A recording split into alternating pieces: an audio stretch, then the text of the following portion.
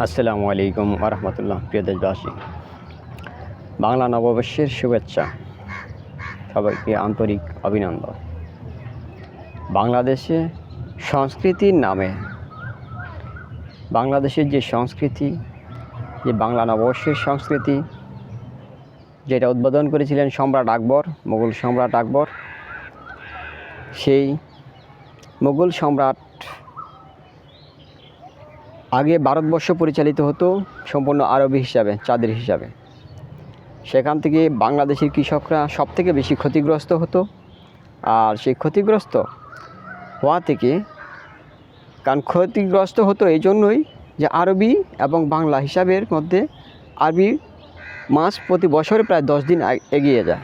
10 দিন এগিয়ে যাওয়ার কারণে অনেক সময় দেখা যাচ্ছে যে কয়েক বছর চলে গেলে বৃষ্টি সিজন চলে আসে ফসলের সময়, কিন্তু আরবি হিসাবের সাথে বাংলাদেশের, ভারতবর্ষের আবহাওয়ার মিলে না।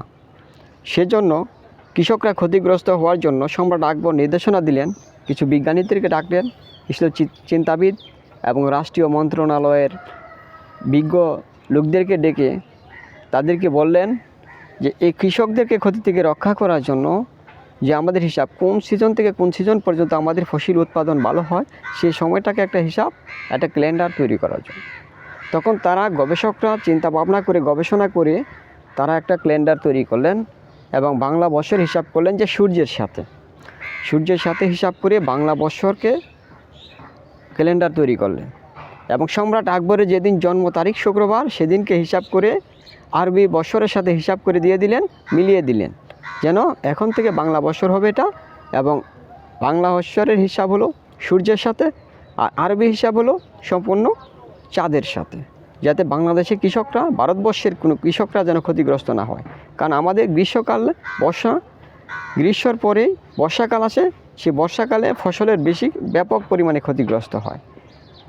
সেজন্য শীতকালীন ফসলও অনেক সময় ক্ষতিগ্রস্ত হতো। সেজন্য যাতে ক্ষতি থেকে রক্ষা পায়, সেজন্যই বাংলা বর্ষের সেই ক্যালেন্ডার তৈরি করা হয় সম্রাট আকবরের আমলে। তারপর থেকেই সম্রাট আকবরের আমলে কৃষি ফসলের ব্যাপক উচ্ছ্বাসিত হয় এবং কৃষকরা ব্যাপক লাভবান হয় এবং ভারতবর্ষে খাদ্যে ভরপুর এবং স্বয়ংসম্পন্ন হয়। এবং ভারতবর্ষ থেকে অনেক খাদ্য বিদেশেও রপ্তানি হতো। বাংলাদেশ, এই ভারতবর্ষের পুরোটাই এই বঙ্গদেশ, যেটা সে বঙ্গদেশে সবথেকে বেশি ফসল উৎপাদন হতো।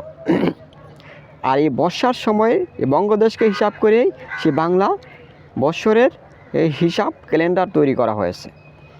সেজন্য কিন্তু বাংলাদেশের এখন বর্তমান যে বাংলাদেশিরা আছে, কিছু ভারতবর্ষের কিছু তাবেদার, কিছু দালাল যারা রয়েছে ভারতের, তারা বাংলাদেশের সংস্কৃতির নামে অপসংস্কৃতি চালাচ্ছে।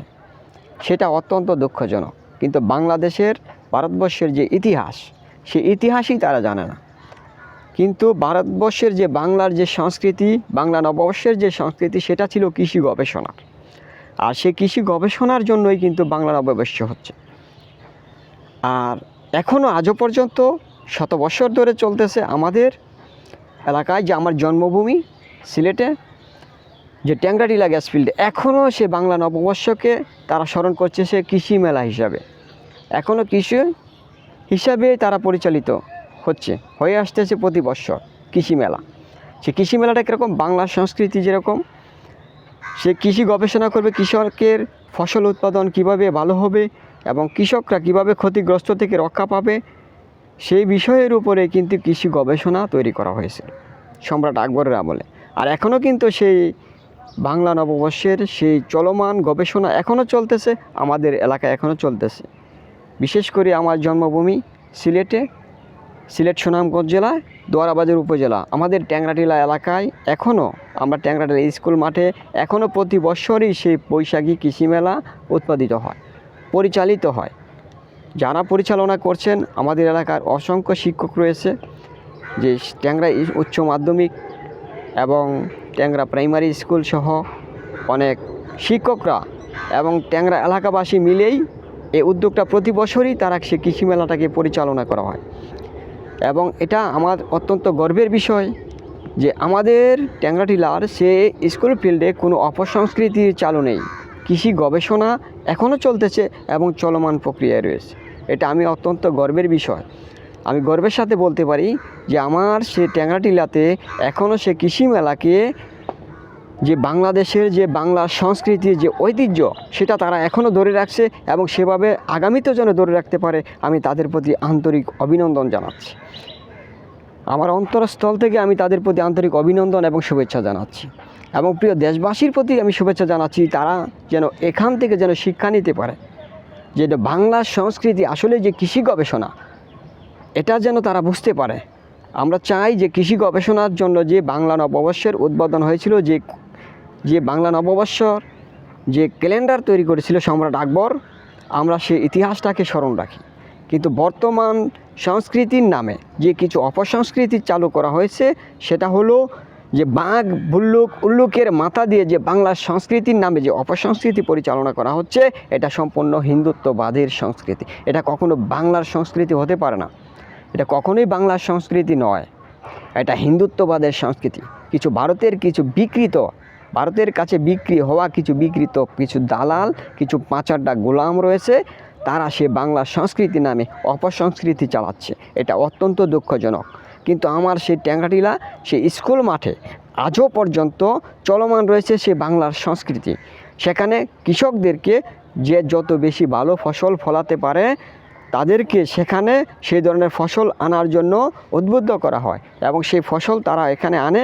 কৃষি অফিসার সরাসরি কৃষি অফিস থেকে, উপজেলা অফিস থেকে কৃষি অফিসার সেখানে যায় এবং তাদেরকে পরামর্শ দেয় এবং বেশি ভালো ফলাতে যত বেশি পারে তাদেরকে তত বেশি পুরস্কৃত করা হয় এবং তাদেরকে উৎসাহিত করা হয়। সেই কৃষি মেলা নিয়েই আমাদের আজও চলমান রয়েছে সে ট্যাংরাটিলা গ্যাস ফিল্ডের কাছে যে ট্যাংরাটিলা উচ্চ মাধ্যমিক যে স্কুল মাঠে আজও পর্যন্ত চলতেছে চলমান। আমি যেহেতু ঢাকায় সেজন্য আমি আজ ভিডিওটা দিতে পারতেছি না। অবশ্যই সেই ভিডিওটা আমি সংগ্রহ করে ছাড়বো ইনশাল্লাহ এবং আগামীতে সেটা পাবেন। সেখানে আমাদের যে সংস্কৃতি পরিচালিত হচ্ছে সেই সংস্কৃতি হলো সেখানে আপনার শুধু গরুর মাঠটা হয় না, মাঠ ছোট, তেমন বেশি বড় নয়, কিন্তু সেখানে হচ্ছে গরুর মায়ের মাঝে মধ্যে ছোট গরু দিয়ে হয়।